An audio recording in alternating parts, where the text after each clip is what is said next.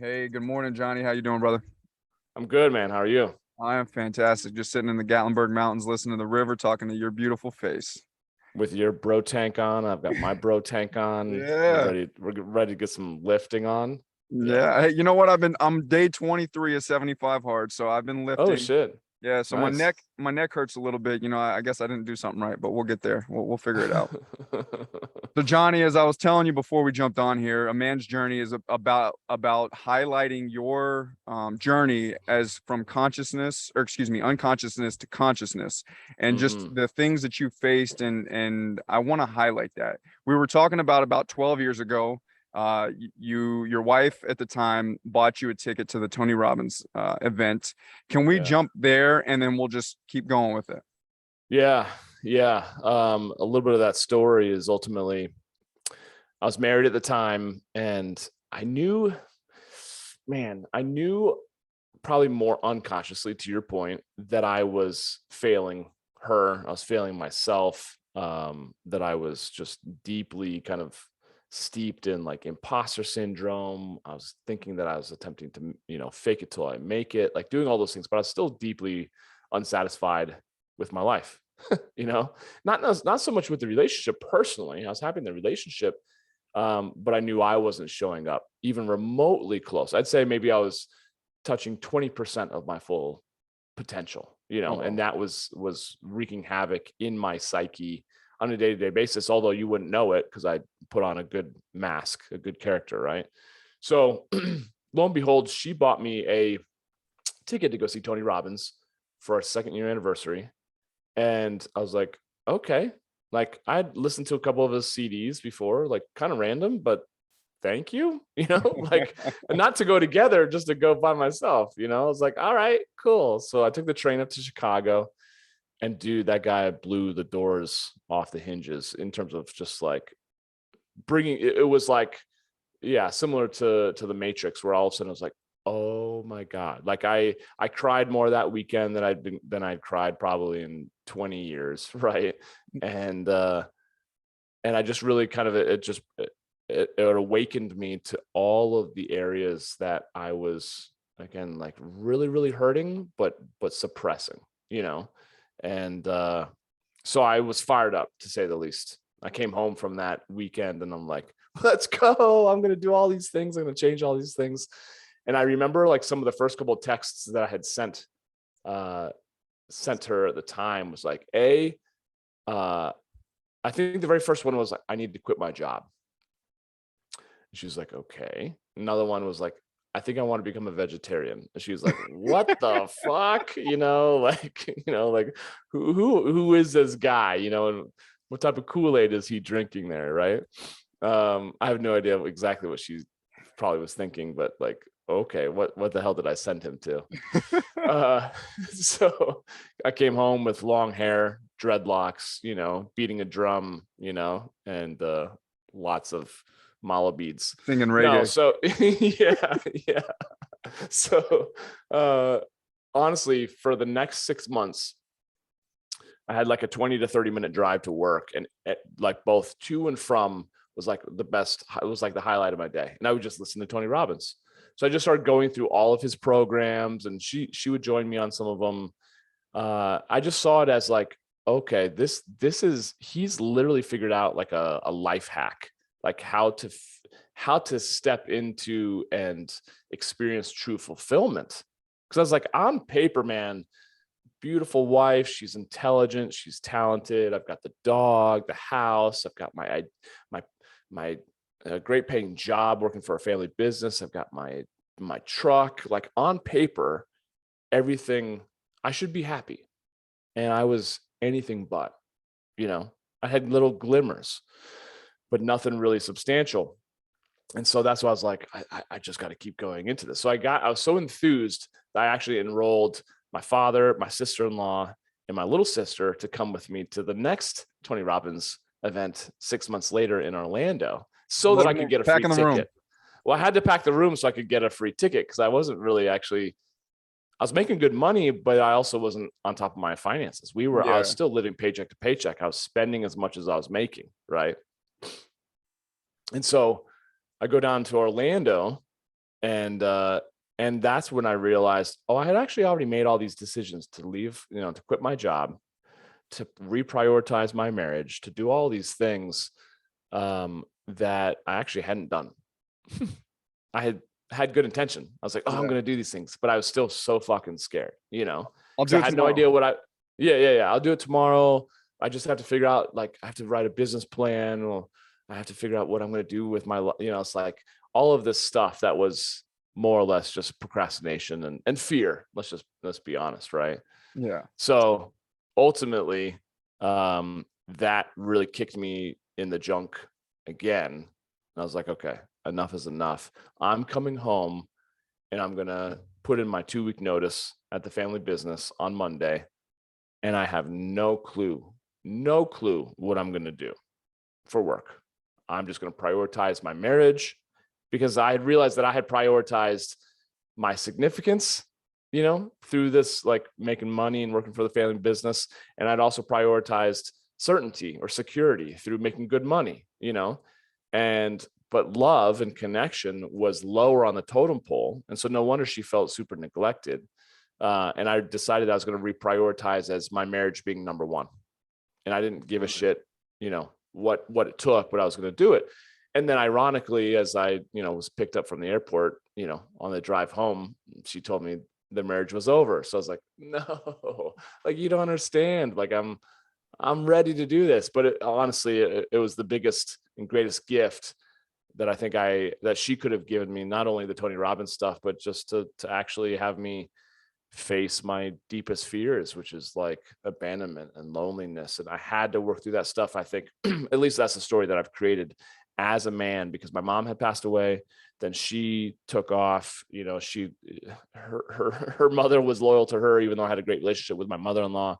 So I kind of was without the source, AKA women, that I had used to more or less validate my value as a man.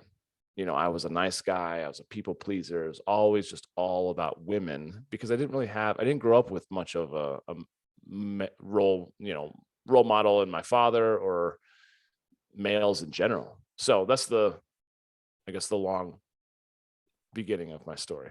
Absolutely. So you're in the car, your wife, your ex-wife, but your wife at the time, Yeah. broke the news, like, hey, I don't want to be in this relationship. Walk me through what you were feeling in that moment, and then the months, weeks leading after. Oh man, we're gonna go there, huh? I would say we had a conversation a couple of days prior on the phone, and the words that come out of my mouth, like, do you even want to be married to me? And that's so funny, because the thought again wasn't conscious. The words just came out of my mouth, and I was kind of like, my jaw kind of like hit the floor when I said that. I'm like, why the fuck would I say that? And she's like, well, that's what I want to talk to you about when you get home. And like, my heart stopped. Like, talk about codependent, enmeshed, mama's boy, and thus, like, Yeah. wife's boy. Like, my world was, I was like, I was just totally in shock. I don't think there's been a few moments that I've been in shock. One, and they'd been prior. My mom passed away. When I got that call, my dad said, your mom has passed away. That's when I was just like, this is so surreal. This is not true. Right. Then, then my dad coming out of the closet, telling me and the rest of my family, but me in that particular moment, because it's just him and I, that he was gay. That was like, what? You gotta be kidding me. That's surreal. And then that moment where she was like, I want a divorce, as we were driving home. Like, I was trying to fight that for the 2 days leading up to it. I was sick to my stomach. I've never been that just worried and anxious. And like, this was the worst 2 days of my life leading up to it. Cause it's like, maybe she's going to change her mind. Maybe this is like, what are we like? So I was thinking about all of these ways to like save the marriage, and just to have her so nonchalant, not nonchalantly, but just very frankly be like, yeah, it's over. Like, you could tell she thought about it. I'm like, what? And we haven't talked about this, what, Yeah. but that just kind of goes to show where we were in our mutual maturity at the time, you know? And so, you know, I really, really fought for it that night. You know, I was a complete ball of tears and just like, no. And I think she finally relented, which is, you know, goes to show, I think, part of her beautiful heart. She just was like, she couldn't see me in pain so much longer. It's like, just let us have another try. Let's start all over. I'm a new man coming back from Tony Robbins. Yeah. And just give me one. Let's just go on a first date. You know, let's go on a first date again. And she finally relented, like, okay. But then I just continued to spiral out of control. You know, I would go from like, oh, okay, cool. You know, like, cool. So we had that conversation because we're still living together, still sleeping in the same bed. And I've never felt further away from someone, you know, physically, Yeah. emotionally. So that was wreaking havoc. And ultimately I was just so desperate, so insecure, so, like I said, needy. And I, I couldn't have done probably a better job of drop kicking her out the door. You know, when all I wanted, honestly, was to keep her, like everything I did was probably such a turn off. I don't know. I've never gotten her, you know, experience on the whole thing, but I'm sure she was so done with me that she just, it wasn't very long that she was like, You I'm just out of Mortal here. Kombated her out the house, huh? Yeah. Finish her. And off she went, you know? Yes. So but again, it just goes to show how, you know, at the time she was my oxygen, you know? And now it's kind of like, I remember after she eventually, I mean, you could fast forward a little bit, but it was kind of like, yeah, a couple weeks later that I remember just like I was standing in front of the window, bawling my eyes out, crying like I was, you know, 7 years old again. And it was raining outside and raining hard. So I kind of felt like God and I were on the same page, you know? Yeah. like the whole world is crying. And Let it flow. and I remember thinking, I was asking all these questions like, how did it come to this? Why was I such a horrible husband? You know, all of these questions that were making me out to be not so much a victim to her, but a victim to my own shortcomings, my own lack of potential. Right. I was just beating myself up left and right, you know, quite, because I was like, I don't blame her for leaving. I wouldn't want to be married to myself either. And what popped into my head was one of the things I remember Tony Robbins saying, which is like, the quality of your life is proportionate to the quality of the questions that you ask yourself. And I was realizing that I was asking some really shitty questions that was only making me want to more or less kill myself. Like I felt like my world was over, right? Even though I wasn't suicidal, I really wasn't having suicidal thoughts, but I was as low as I've ever been in my entire life. So I thought, like, okay, how could I rephrase this question to be a healthier question? So I'm literally coaching myself in that moment, the way that Tony had. And I'm not making this shit up. This is legitimately what's going through my mind. And I thought to myself, okay, you know, and I'm a big fan of all those freaking like hero movies. And I grew up on all the superhero movies. And I thought to myself, like, okay, if this was like Gladiator or Braveheart or whatever, like how could this moment right now, if I'm watching a movie of my own life, how could this moment be the moment where all of a sudden I, you know, dry my eyes and the sun comes out and the music changes and I rip off my, you know, Hulk t-shirt and I just decide to change my life for the better, right? Like everything. Are you looking like Mel Gibson in Braveheart with the Yeah, long I hair? did have a kilt on. Yep, long Okay. hair. I All had a right. kilt on. And I was playing a bagpipe while this was all happening. So I was giving my own soundtrack to the moment, right? Yeah. So ultimately I was like, I have to, what popped in my head was like, give. I'm like, but it was weird. It's like very few moments have I had of this where I'm like, that wasn't my own thought. That wasn't my own, you know, inner voice. I believe that was coming from God, right? But then I had the conversation where I was like, give, like, question mark. And then the voice came back again very strongly, just give. And I'm like, give what? Like, I have nothing, right? Like, I have half the furniture. I have a TV, but I have no couch, you know? I have dining room table, but I don't have any plates or silverware. Like, we split things up, right? So I'm like, I was feeling like I half of my being was there. I had nothing to give. And it just said, give. I was like, okay. I don't know where I'm going to give or what I'm going to give. I got nothing to give, but I'll lean into that. So that got me out of myself. And that led me to actually going to a prison and starting to read scripture to these men who were worse off in some regards, right? Absolutely. Than I was in a situation. And I was reading scripture and having really good conversations with these guys. And it would feel really amazing. And I would notice within 5 minutes of walking out of the prison and getting in my car, I'd be right back into my depression, right back into woe is me. I'm alone. I don't have a job. I'm just living off of credit cards. Like, fuck my life. Right. So I was realizing that wasn't very sustainable. So I just was feeling like, okay, what else could I give then? And that's when my buddy Lewis Howes sent me because he and I had been, in school together, and he was really supportive through that divorce time. He sent me a $97 info product, like a link to an info product that was like, start your 6-figure boot camp in 90 days, like a gym. Yeah.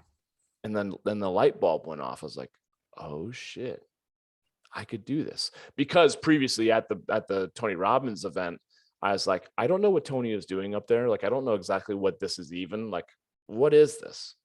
But I love it so much, and I've never felt more alive. I want a piece of this. I want to be a coach. So I started coaching women even before Lewis had sent me this link, random women that I started meeting through other female contacts in town to help them with losing weight. And they'd sit down with me. I remember one particular conversation she sat down with me at a Chick-fil-A, while her kid played in the playground. We're at a fast food restaurant. She probably has 100 pounds to lose. And she's like, can you help me lose weight? I heard that, like, you can. I'm like, yeah, but let me ask you, how's your marriage? Like, literally, that was my first question. She's like, what? Like, how's your relationship with your husband? She's like, it's good. I'm like, is it really though?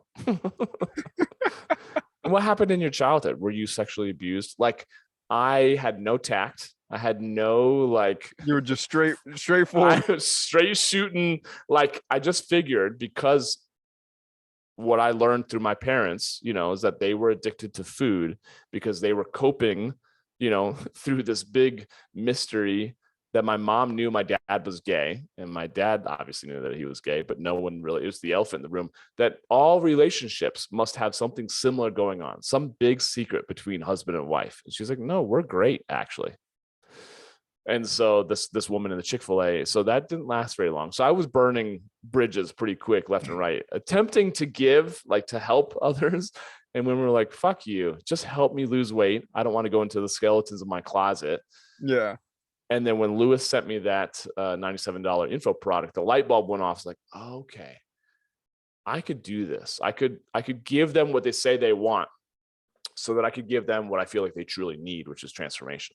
So give them weight loss and exercise and nutrition, but you really know that what you're dealing with is coaching women through, like, whatever emotional eating habits they've created over the years.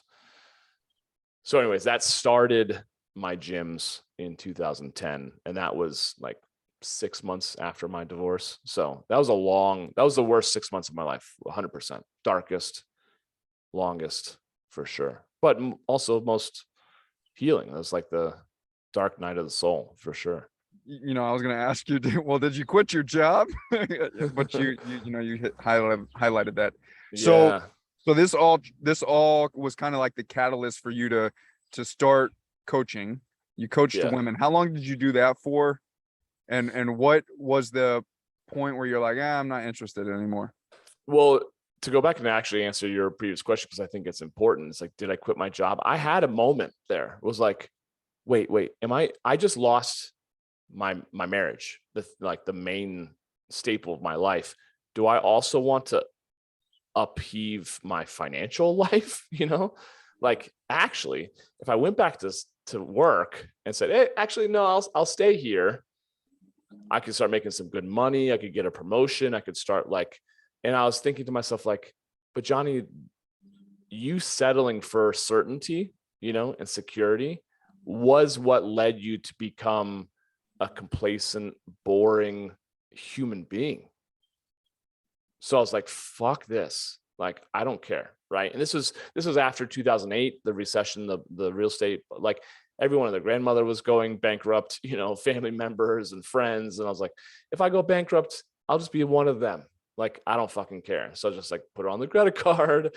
So I just lived off the credit card for a year and a half, but I really did choose. And there was a part of me that's like my inner warrior that was like, no, like going back to my comfortable job is like crawling out of the arena and jumping into the grandstands, and just sitting back and watching people down in the arena actually doing the work, actually fighting for their dreams.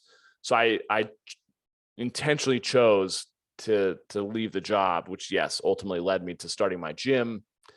And I owned the gyms for 5 years. I coached women for 8 years.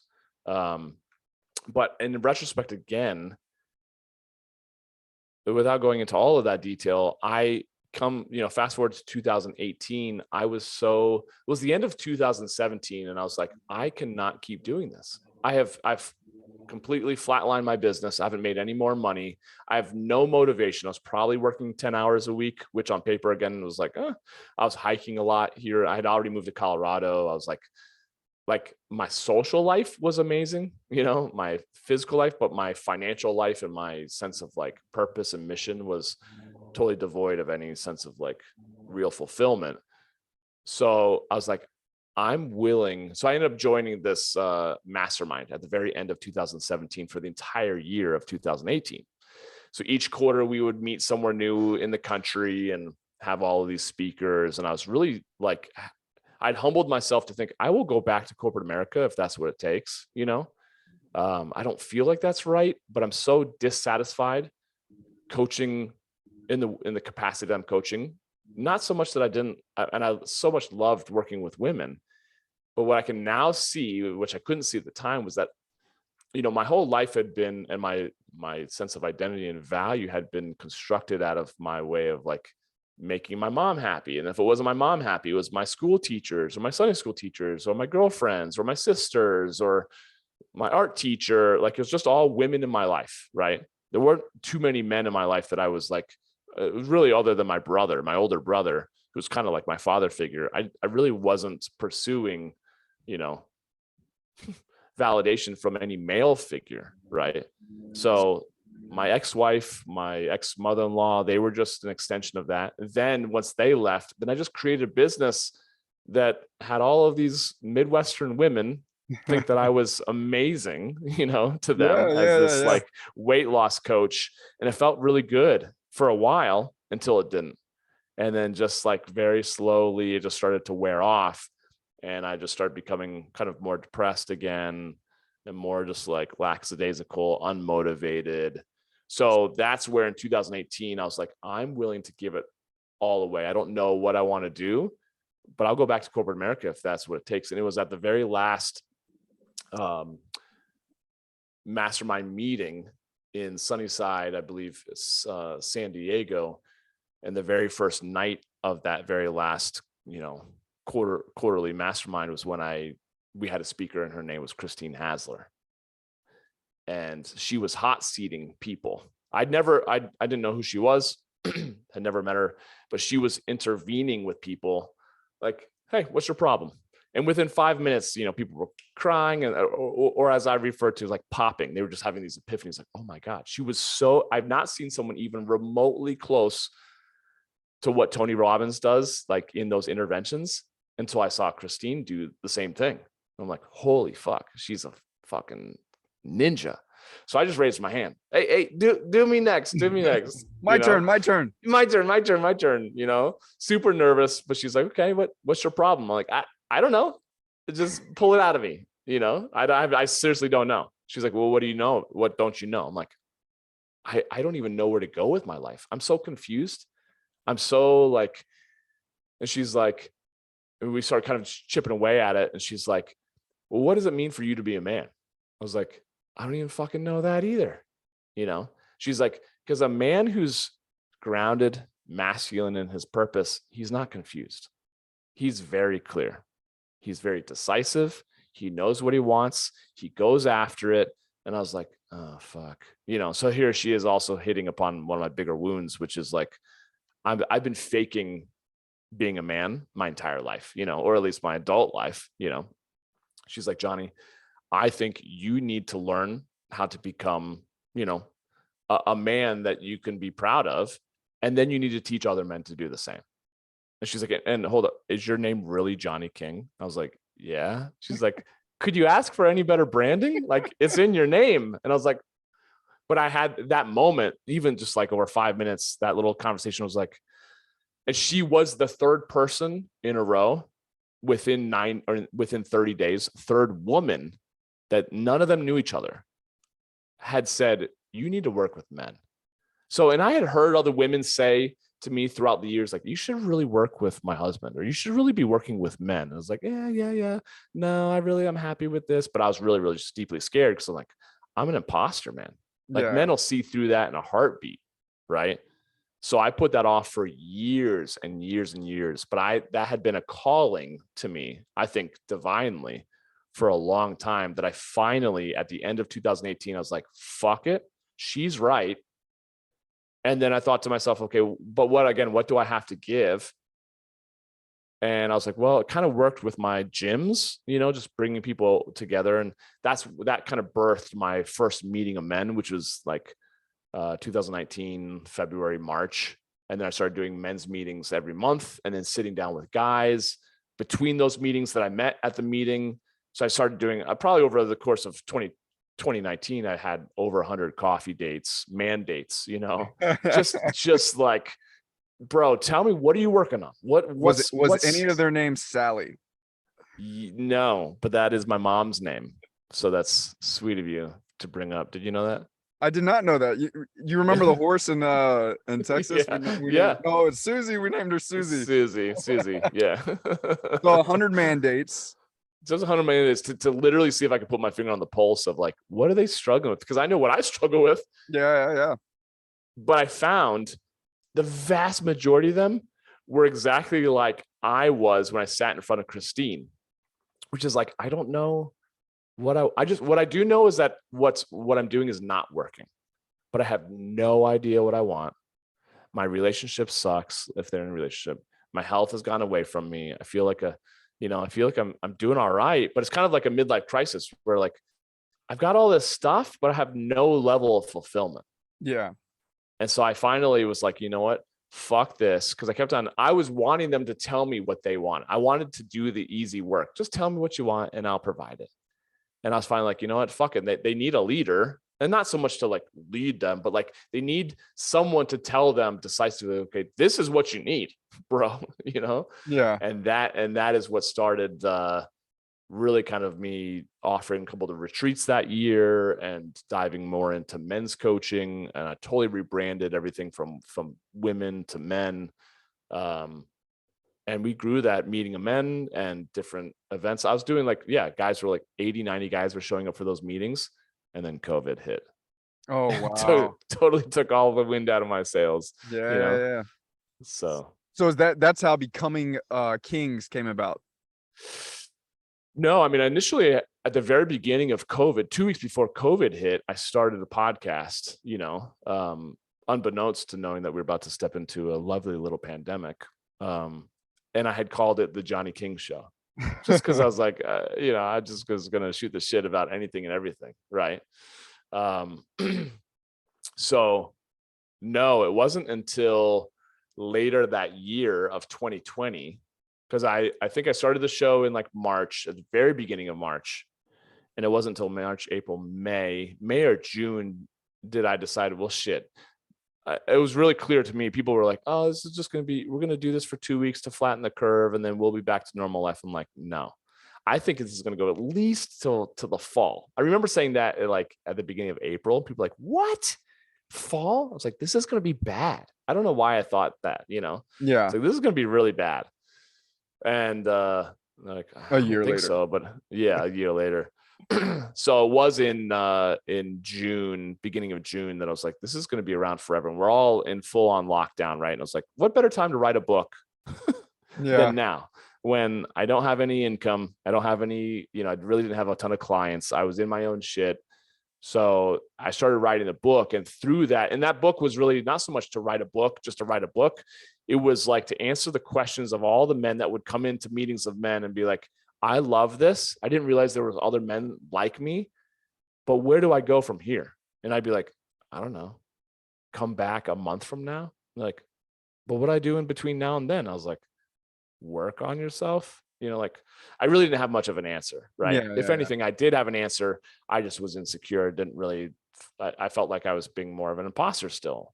So I hadn't really stepped into that level of confidence. And that book was more like, okay, former self, Johnny, if you were to walk into a men's meeting of mine, I would like to just give this book to you and be like, read this. This will give you the blueprint of how to really create, because I had come a long way. And even though I was still insecure at times, I felt like I was such a different man than I was 10 years before that. So much more confident, so much happier, more fulfilled with my life.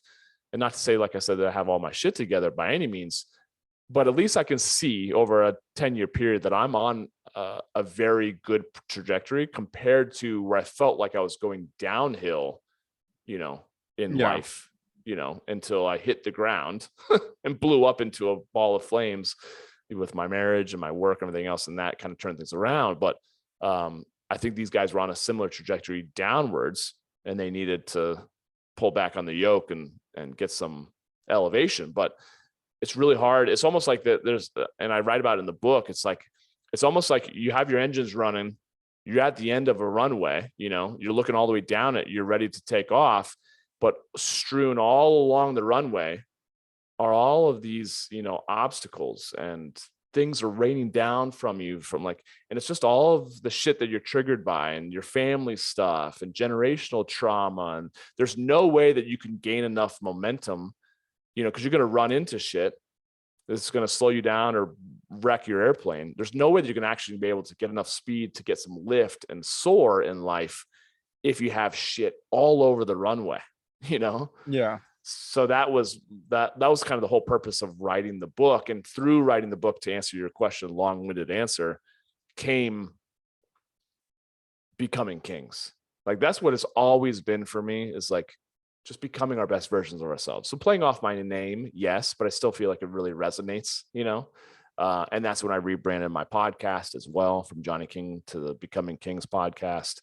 And yeah, if that answers your question. No, absolutely. I want to go back to something you said earlier on, and bear with me for a second, because I'll tie it back in. Sure. But earlier on, you had said that, like you were reading scripture at prisons, right? And you were having a high, and then you'd walk out and you'd be back to being depressed.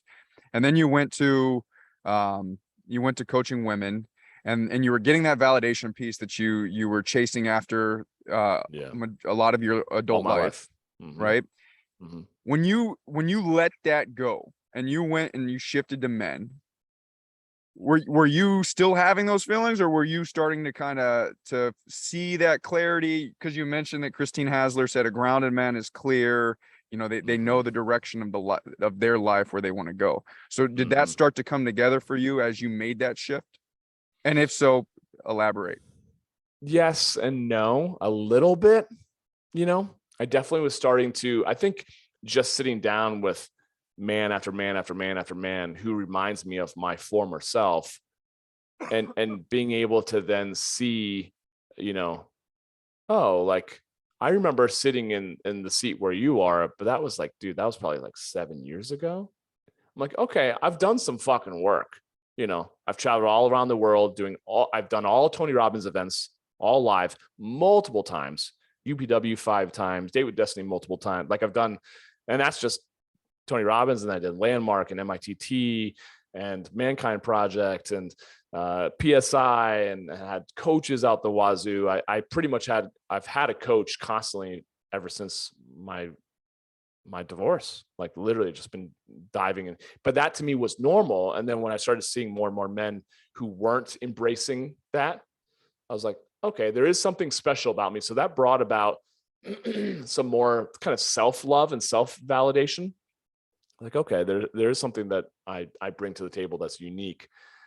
But it was in the middle of, it was actually June of 2020 when I met someone and started dating her, and it was the first time that I'd fallen in love since my divorce, like 10 years prior.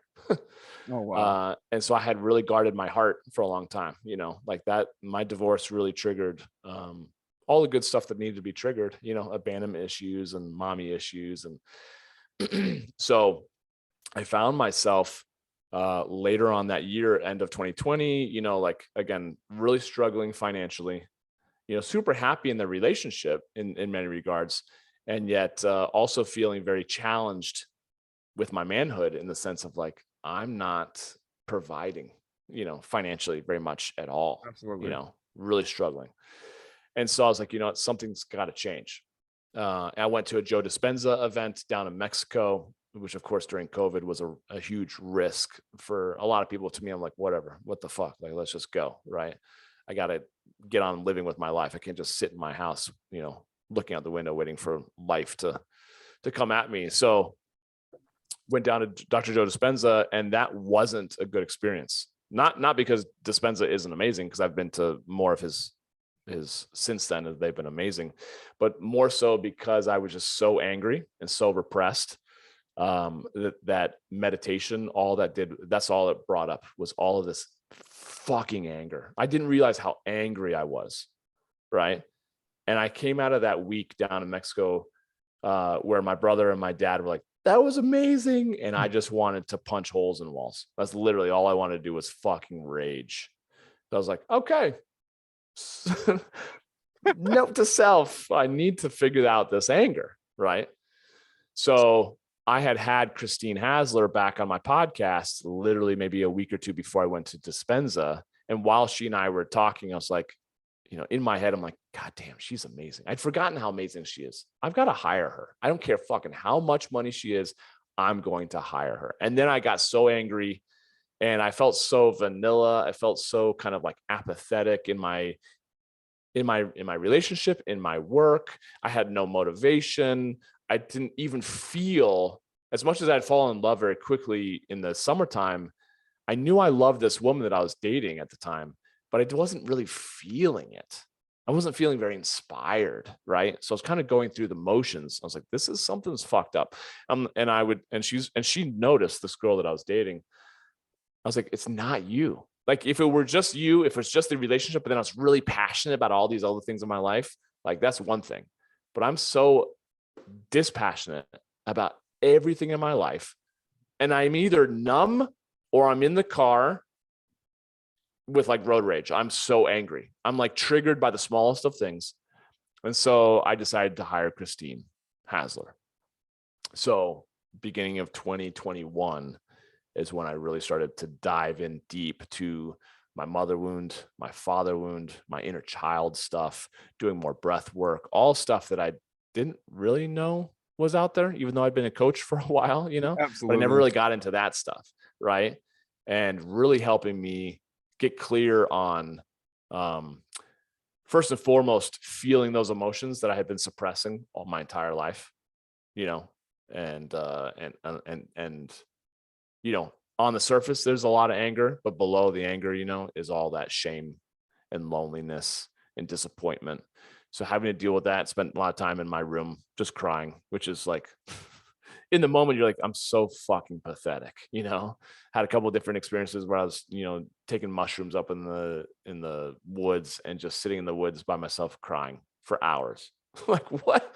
But this is probably just, a lifetime of like sadness and abandonment and loneliness and not feeling seen or All not feeling safe. Yeah. All pent up, all coming out. And frankly, there's still more that needs to come. I don't know if that ever ends, I think it does actually end, but I think I need to, just keep working on that process. But that was hiring Christine and having her work me through some of those processes was the best coaching investment I've ever made, even more so than Tony Robbins in many regards, because a lot of that stuff is very analytical. A lot of Tony Robbins stuff, which I loved, is like, do these 3 things, and I would memorize them, and I know the 6 human needs, but it's all very heady, which is very safe for me. I never wanted to drop into my heart. I still really struggle with connecting into that, right? So that whole like going from like in my head, kind of like conscious or unconscious, like talking to like going from unconscious to conscious, the man's journey, like dropping more into my heart is where things like just align and flow. And she's helped me tremendously over the past like couple of years, she and her husband, Stefanos. Yeah. So you mentioned it right now, and I just want to highlight it. You mentioned majority of the time after your marriage that you've had a coach, right? How is for men that have never been introduced to this, right? And they're like, coach, why do I need a coach, right? How has a coach helped you in your journey along the way? Good question. And I have felt the very same thing. I'm like, man, even when I was married, she's like, we should get marriage counseling. Counselor, like, come on, we can figure this shit out, right? There's something about men, and I think about it in terms of just the example of like, the funny, maybe it's funny, maybe it's not, the kind of routine like thing that women go to, like, oh, men never stop to ask for directions, right? It's important for us to know that we can provide, right? Not only like sustenance and financial, but that we can provide the way. Even if we're lost, we're going to figure out a way, because it's part of just like our DNA of like, we need to, like, it's just triggering, right? If I ask for help, then am I less of a man, right? When truly not. I feel like a brotherhood, like that's very kind of like westernized. But if you think about like Native Americans or so many, Aboriginal people, they live in tribal communities. It's not just like they live by themselves, right? Absolutely. So, but that's something that I definitely felt like I had adopted. So I never would ask for a coach. And it wasn't until I got into Tony Robbins stuff that I was so humbled by what he said that really cracked me open. That was like, okay, let's just fucking be honest. If I really knew what I was doing, would I be in so much pain? Like, I need a coach, because I've always had coaches in athletics, Yeah. I've been, and then shortly thereafter, I was a coach as like a personal trainer and everything else. Like, I just realized, so why do we have coaches, financial coaches? We have CPAs, we have wealth management coaches, we have, doctors who are kind of like coaches. We have all these coaches. And yet when it comes to like mental health, emotional health for men, like, no, I don't need a coach. Like, That's not real. Men don't feel. No. Yeah, exactly. So I would say that's something I really personally have leaned into, and it has been one of, if not the biggest defining, difference in my life. Like the men that I really connect with deeply are the guys that are doing the work and have the humility, such as yourself, like to get around other good men who are doing the work and have mentorship and coaches. The guys that are really stunted and stagnant in their life are like, no, I'll fucking do it myself. It's their ego. They're scared. They're hiding. It's so clear to me, but they think that maybe they're, pulling the wool over other people's eyes, but they're not, right? It's pretty obvious. I can lift 50 pounds with my arm. I can do this. Yeah, exactly. I mean, you've seen it. Right.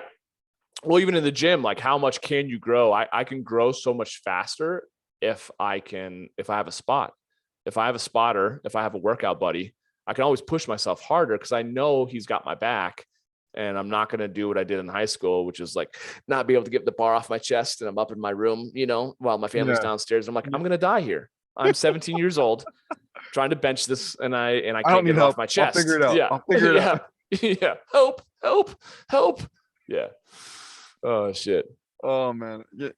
I don't know where we were going with that, but that's great. That's our typical relationship. So for everyone listening, when me and Johnny were in Texas, and we just were goofballs the whole time, to the point that he almost got me in trouble and got me kicked out. No. Right. That's how I do. You were asking me though about like the importance of coaches and coaching in men's lives, and I feel like that is the sooner that someone could be listening to this or gets the aha that like, oh, a coach could actually help me speed up time. Like I would rather save time and spend money all day long. Absolutely. Right.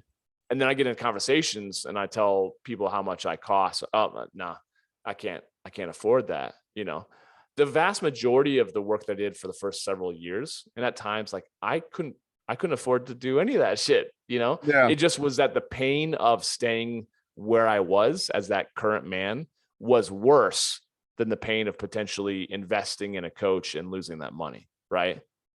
But for most men, the pain of going forward and stepping into their deepest, darkest fears, you know, is scarier than just staying comfortable. Right. Yeah. So we're never going to shift and move until where we're at currently is worse off than at least falling forward. You know what I mean? Yeah. So that's a big part of, you know, helping guys kind of like move off of their safe little plot of land. Absolutely. I want to circle back again to becoming kings, right? We Yeah. talked about how it originated. Let's now talk about the growth of becoming kings, how that's been receptive to your community of meeting of men and just men in general. Let's tell me about how that's evolved and how it's helped you and helped other men. Yeah, I think it's evolved in the sense that like even in writing the book, it's like, okay, I don't, like I mentioned earlier, I don't care to write a book to become an author. I don't even think of myself as a writer. I could kind of care less about the accolades in that sense. I just wanted to be able to write out a framework that would help a man go from point A to point B to point C, so on and so forth. Because it's really challenging in the sense of like, okay, if I were to write a book about making money or gaining muscle, or like getting stronger, like there's a science to that. It's easy in that sense. Like it's not easy. It's easy to understand, sometimes very challenging to implement. But when it comes to fulfillment as a man, when it comes to like that to me is more of an art, right? And what you find as beautiful that hangs in in a museum might be totally different than what I see as beautiful, right? So that's the challenge. It really is the yin and the yang of like success, but also fulfillment, right? And so that kind of really kicked things off for me of writing the book and doing the podcast, which like it's not only about being financially successful, you know, or being successful on the outside, because I lived that life. I had everything that looked successful, and we all do a good job of that a lot of times with social media, but none of us really know what's going on in our relationship with ourselves, our relationship with God, our relationship with our significant other or our kids, with our parents. Like there could be so much heartache that we're just kind of hiding behind, you know, this facade of like, oh, look at our life. It's amazing. Do you see how I got 3,000 views on my reel? It's like life is so good, you know, that external validation. Yeah. So I really do feel like the whole idea of becoming kings is like, yes. And how can you be as abundant? How can you become the king of your kingdoms? And there's multiple kingdoms, right, that I've kind of laid out, which is your inner kingdom, your outer kingdom, and your eternal kingdom. Your inner kingdom is like the inner game that we're talking about. Like you've got to be happy and emotionally stable. You've got to be confident, secure in yourself. You've got to have your castle, your kingdom fortified and not blocked off, let's say, but like open and welcoming, but like secure, right? And I would often think about that after my divorce. It's like, with or without a woman, I need to be happy with myself. I want to create a life that whether I get remarried and have kids or not, or I die, you know, early or late, like I want to be able to at least look back from my deathbed and be like, I fucking lived, you know, I'm proud of who I've become. Right. And that's the big premise of becoming kings. It's like, not about becoming a king so you can rule over other people. It's such that you can rule your life with dominion, right? And abundance on your inner kingdom, your outer kingdom, which would be more of like your life's purpose. Like, what are you building? You know, what are you creating? And then your eternal kingdom. And I say eternal because I feel like that's really the only stuff that you get to take along with you after this life. Yeah. Is the relationships, it's the memories, it's the magic moments, it's the love that you've shared, you know. And I think that's really where the true juice in life is. But you'll never be able to fully experience that, just like I was experiencing like a year ago in that relationship where I actually did have love, but because my inner and my outer kingdoms weren't aligned, they weren't abundant, I couldn't fully experience the fullness of that relationship, because I was so stuck. You know, there's so many things that were under construction in the other kingdom. So I think about it as like three circles that kind of all overlap, you know, your inner, your outer, and your eternal. But right there in the middle where all three, like a little tiny section where all three overlap, is where kings are found. And that little sweet spot, I feel like, is congruence, where a man is, he says, you know, what he says he's going to do, he does. You know, his word is his bond. He's a man of integrity. He doesn't, you know, hang out with his wife and then go jack off to porn later. He's not gambling, drinking. He's not, doesn't have a mistress. He's a man of high integrity, and he is a king. And I think there's very few of those men. That's who I aspire to be, is that type of man who, you know, has his shit figured out, right? And is an amazing example to his loved ones and future generations. And I think, you know, my wife, she went to a woman's retreat last week, and you know, there's 200 women there, and I don't know, you know, the specifics of the detail, but my wife came back and said one thing to me that like just it opened a lot, is women are curious on how they can get their wife or their husband, excuse me, to change, right? And when you said porn, it hit something with me, because many men, right, they push themselves either into porn, they start to work more, they start to maybe possibly work out, like there's not a balance in their life. And anybody that's listening, that this resonates with you, like you're not alone, right? And you mentioned this, like there's a lot of people that have that lone wolf mindset that like, I got to figure it out myself, and you're not alone. And so with that, with saying that, leading up to, so becoming kings obviously is still there, but there's been something else that has evolved in your life that you started recently called the brotherhood, or the arena, right? You tell me more about that. Well, again, it's just, it plays off kind of the king, warrior, lover, magician type archetype feel, in that sense that, like, you know, again, I grew up loving Braveheart and Gladiator and Matrix, and like all those stories really where a man comes from like humble beginnings. He doesn't truly believe in himself, you know, and then he's kind of thrust into leadership. And in terms of like Maximus Aurelius, like in the Gladiator, he actually finds himself in the arena fighting for his life, right?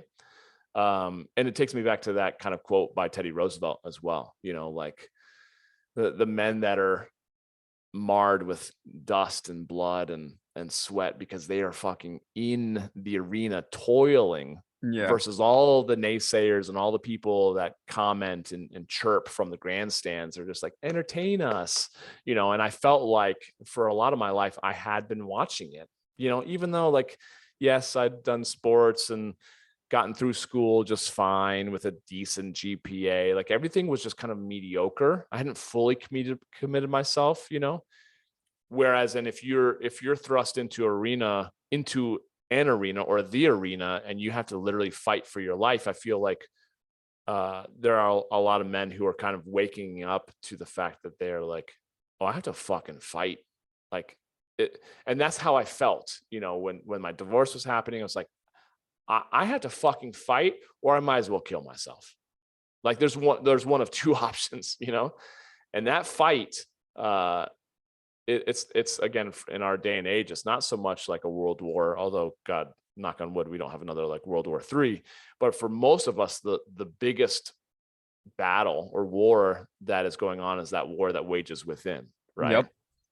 So I feel like every single day we're battling against the drift of life, any coping mechanisms that sedate us, whether it be our phones, alcohol, all the vices that we talked about before.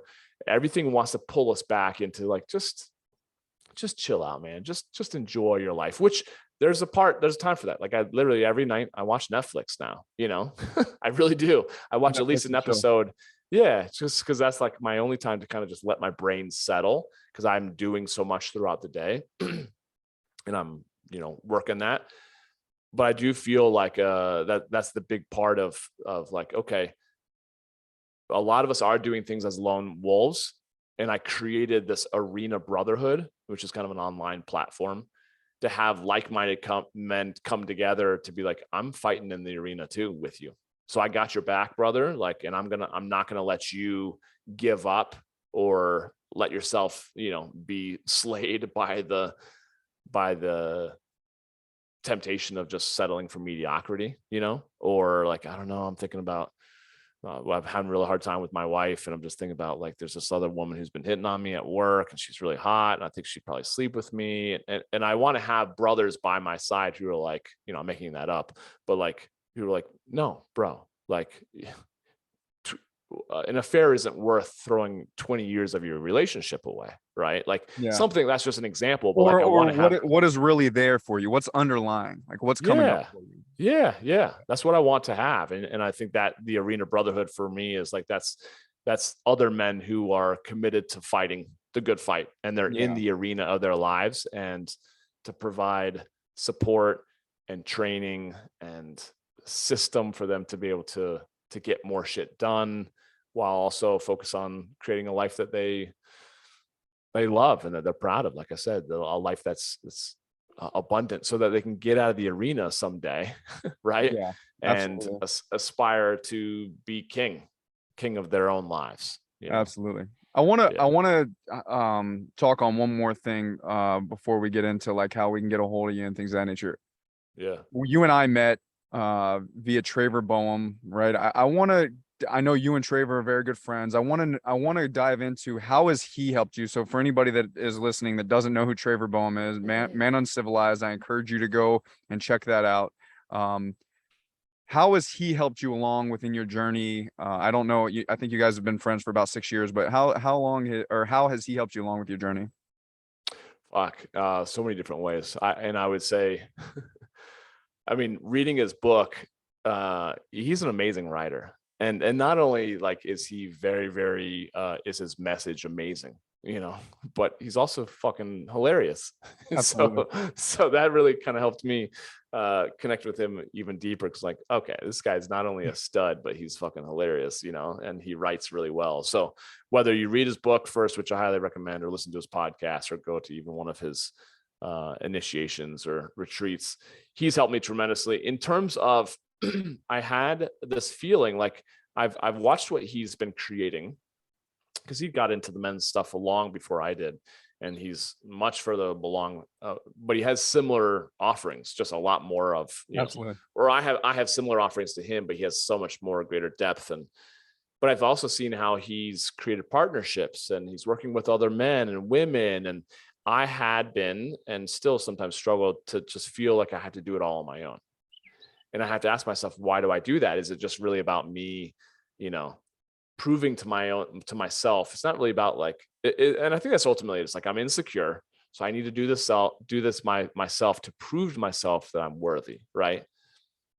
He told me, not too long ago, maybe like half a year ago, it's like, honestly, Johnny, I totally get that. It's when I signed up and for the retreat, and also some of the online stuff when I first met you. He's like, I saw that you signed up for everything. Like I spent 10 grand on like everything I could find to sign up. He's like, and he's texting me like, you okay, man? I was like, dude, I'm so lonely. Like I'm creating all this stuff, but I feel like I'm by myself. Right. And he's like, oh, dude. He's like, it's funny, isn't it? How we've always preached as like leaders in some sense of men's movements, that you need a brotherhood, that you need also like, and yet then we find ourselves very alone trying to create all the value for everyone else to enjoy. I'm like, yes. He's like, dude, everything changed for me when I finally started asking for help. I was like, he's like, you are more than welcome to come into my community, be a part of it, learn. And I was like, it just, and then making friends with like you and Robert and Ryan and so many of the guys in the nation, Uncivilized Man Nation, is like, it's been a lifesaver, quite frankly, you know? Yeah. So just his willingness to not see me as competition, but to see me as a brother, you know, Absolutely. is fucking inspiring. So that has been very, very, it's not only what he's doing, but his way of being, of like, of being generous and open and being welcoming, you know, is what's helped change my life. I remember him saying to me and you when we were on a call with him, there's like 7 billion people in the world. You're not competing with me, right? You're helping me tackle, a problem. Yeah. So yeah. I do love that aspect around him. I want to ask you a last question, and then we'll finish up here. Sure. If you could take it all the way back to 12 years ago, right? Men, women, whoever's listening that have the same issue, or they're struggling with, like making that decision. Like if you could give them a piece of advice, what would it be? Going back 12 years ago, now you're older Johnny looking down, like what would that piece of advice be? Probably to piggyback on what I said previously, but what I just said 30 seconds ago too, is like, I think the older that I get, the more I realized how quickly life is kind of going by, right? And I think life is one of those things that obviously tomorrow isn't guaranteed, as cliche as that is, you know. The older you get, obviously the more loss you experience, you know. And so I've lost enough people. I've been close enough to death to be humbled and appreciate how I mean, it's fragile, yeah, but like how quickly it can evade us, you know, elude us, if you will. And having said that, the only thing that we really, really get is this present moment, right? And that's why I've really been kind of leaning more into like mindfulness practice and meditation and looking at all that stuff. But I really do truly believe that, like, if you're unhappy and you want to become happier, you have to ask for help, because if you knew how to do it, you would have already done it, you know? Absolutely. So clearly whatever you're doing isn't working. Have the humility to reach out and ask for help, you know? Because like I said, it's time or money. You don't get to take the money with you anyways, you know? So all you're doing is really wasting the most precious asset you have, which is time, right? And it's not even so much time as it is like, even if in this moment I'm so stressed that I can't be present with my woman or with my kids, like those are potential magic moments that you're losing. And I missed so many opportunities to be present with loved ones that I don't necessarily regret, because I realized I had to go through that to ultimately give me enough pain to motivate me. But it's sad that we sometimes have to hit the bottom of a barrel before we actually change, you know? So that's what I would ultimately say is like, man, you know, take a little advice from men who have hit the bottom, you know, and see if maybe you can avoid going all the way down there to change, and ask for help, whether it be to get a coach or get a therapist. I have a coach and a therapist right now, right? Same here. I have like all of it. And so many great friends like you who I can also bounce ideas off of. I have conversations every single week with guys from the nation. It's like I have such a community. Like that is what has changed my life, you know? And not to say that I don't have shitty days or shitty weeks at times. Like that is just life, right? Yeah. In the same way that I still go into the gym and have shitty workouts. Like it is what it is. You just push through. But even through that, you get stronger and stronger. So it's just life is too short to do it alone. Life is too short to sit and just kind of play victim to your shortcomings or to your fears and your trauma. Like the sooner you cast light on the darkness, the sooner you will find freedom. Yeah. I want to right now give you 2 minutes to wrap on anything, but I want to leave you with something at this moment before you do that. There's something that you said. I know I sent you a message and asked you a question about, and you're like, man, I don't even remember saying it, but it's stuck. It's resonated with me. I wrote it down on a piece of paper. I look at it every single day, right? It's either going to be the best year of your life or the worst year of your life. Either way, it's going to be the hardest year of your life. Ready, set, go. I'm going to wrap on that. No, just wrap on anything, but I just wanted to, I wanted to throw that out there for people that just listen to your advice. Is it's not going to be easy, right? It can be the best or it can be the worst, but it's going to be hard either way. Yeah. And I think that kind of plays out into the whole idea of like, it just comes down to perspective, right? Like I could be still I could be an alcoholic. I could be a drug addict. I could be a complete mess as a result of going through within a 3-year period, mom passing away, getting married, my dad coming out of the closet, my wife leaving, like all of that was deeply triggering and deeply emotional. You know, I could be a victim to like, oh, why didn't those loved ones have any empathy for what I was going through? Why did they leave me? You know, I could have this sob story. And I chose to just choose the empowering story of like, you know what? No, this is where, you know, the point of my autobiography where the music changes, like I said, and I rise up from the ashes and I fucking dominate, you know. I would much rather prefer that story over the story that I had been living previously, you know. So, but I do remember experiencing a lot of thoughts of like, I could never leave my job. I don't have that level of courage. I'm not really entrepreneurial. I don't even know how to run a business, or like I was so insecure. I really didn't have any belief in me, which is why I feel like you need to surround yourself with a community of men that can help uplift you. And oftentimes over the years, it's been really interesting to go to events where people are like, dude, you're a fucking born leader. I'm like, what? Like, you don't even know what goes on in my head. Like, if you knew what goes on in my head and how I view myself, you'd never follow me. But over and over and over again, where I'd have those experiences of different groups looking at me as a leader. And of course, we'd all have moments where we'd all step up as leaders. It's not like I was the only leader. We were all having different times of shining, made me realize that maybe I was the only one that had a perverted sense of truth of myself, you know? And maybe all of them are actually seeing a lot more clearly without my limiting beliefs. And so that really helped me kind of start to like, okay, create greater levels of self-confidence, greater levels of self-love. So as I'm nearing the end of my 2 minutes, I think it's just like, you know, if someone's listening to this and be like, and they're at the very lowest of low in terms of just life and emotions and confidence, like, good thing is the only way you can move is up, you know? Yeah. But it also is a fucking long process, man.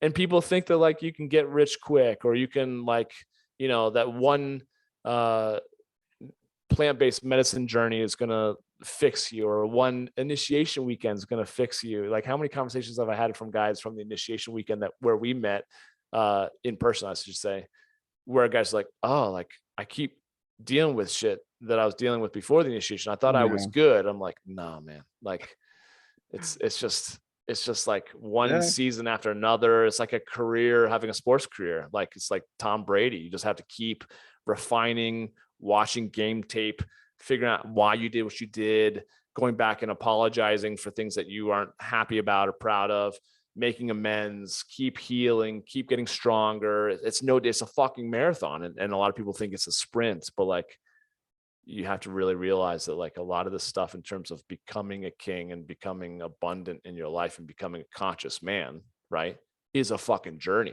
Yeah. It's not a destination. That's why you don't call it the destination, you know, like you never really get there. It's just a journey to becoming more and more conscious and more present. Absolutely. I was surprised being from Denver yourself. I thought you would throw Peyton Manning out there before Tom Brady, but I mean, shit. Yeah. Well, No, I truly appreciate your time today. I want to, yeah, Broncos. There we go. There you go. I There you truly go. appreciate your time today. I want to end with, please tell everyone how they can find you, how they can get a hold of you. You're a coach. You're doing group coaching as well. Like, let's tell them all. Give them Yeah. all. I mean, if they ultimately, probably the best way to reach me is through fax. They can fax me at Old school. 1-800. The gray is coming out of your beard a little bit more. Yeah, exactly. Shit. No, they can reach me, johnnyking.com, you know. My Arena Brotherhood isn't open, but a couple times a year for enrollment for like a week. So you kind of have to be added to the list. So if you go to johnnyking.com, you can kind of check out that and kind of jump on that waiting list. Coaching 101, as I told you before we started recording, I'm taking less and less clients, you know, just for my own sense of lifestyle that I want to enjoy. And really only to work with guys that are really, really, really committed, you know. Otherwise the Arena is a great place. You know, guys can check out my book, which is all on my website. They can, you know, check out my podcast, Becoming Kings Podcast, which is also on my website. All the good stuff is on johnnyking.com, and they can figure out how to reach me on the social media, everything else, all on my website. I appreciate you, Johnny. .com. Yeah. Love you, brother. Love you too, man. Thanks for having me on. No, appreciate you.